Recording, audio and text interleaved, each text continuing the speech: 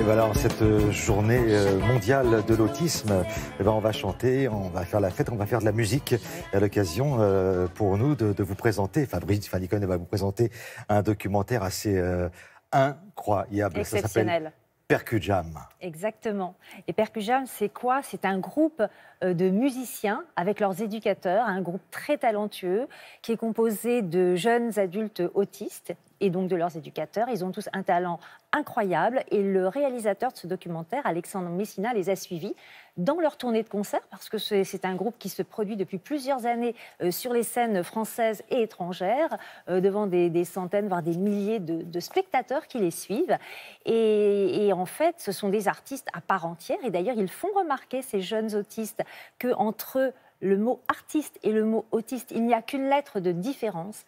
Et ce sont donc de vrais artistes qui, vous allez le voir, dès qu'ils s'emparent de leurs instruments, dès qu'ils font de la musique, eh bien leur handicap disparaît complètement. Ce sont vraiment des musiciens qui sont passionnés. Alors, ce film apporte un espoir extraordinaire en cette journée mondiale de l'autisme, parce qu'on voit bien que quand des autistes sont bien accompagnés, quand ils ont fait les bonnes rencontres, quand ils sont bien encadrés, ils peuvent mener une vie non seulement quasi normale, mais tout à fait passionnante.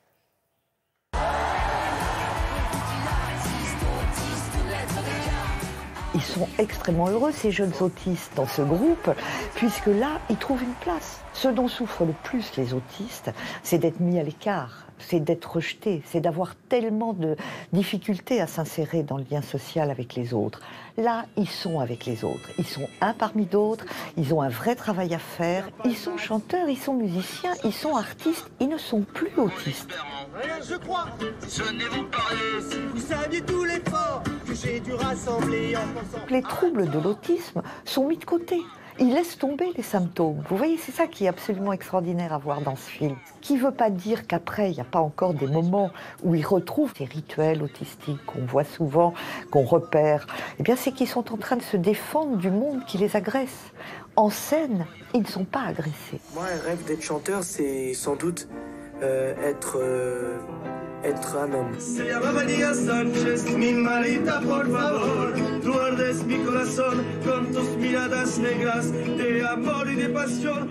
La musique est extrêmement importante pour les autistes. C'est très difficile pour eux d'exprimer des sentiments, de repérer des affects chez l'autre.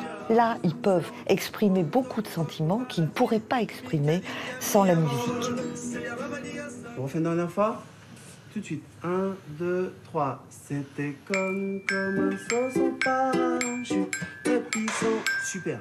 C'est super. On le refait ? On fait. 1, 2, 3. C'était comme... Cet encadrement qu'on nous montre avec ces éducateurs musiciens, c'est un encadrement formidable. Là, on peut dire que c'est une bonne rencontre et que ça permet à ces jeunes autistes d'aller beaucoup plus loin et de sortir de la catégorie dans laquelle ils étaient enfermés.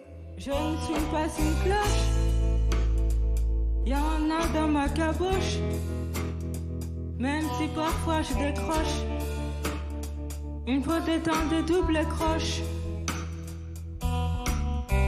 La morale de ce film, c'est que ce qui compte, c'est de pouvoir être parmi les autres, de ne pas être rejeté, de ne pas être mis à part, de pouvoir s'inscrire avec les autres dans un vrai projet de vie.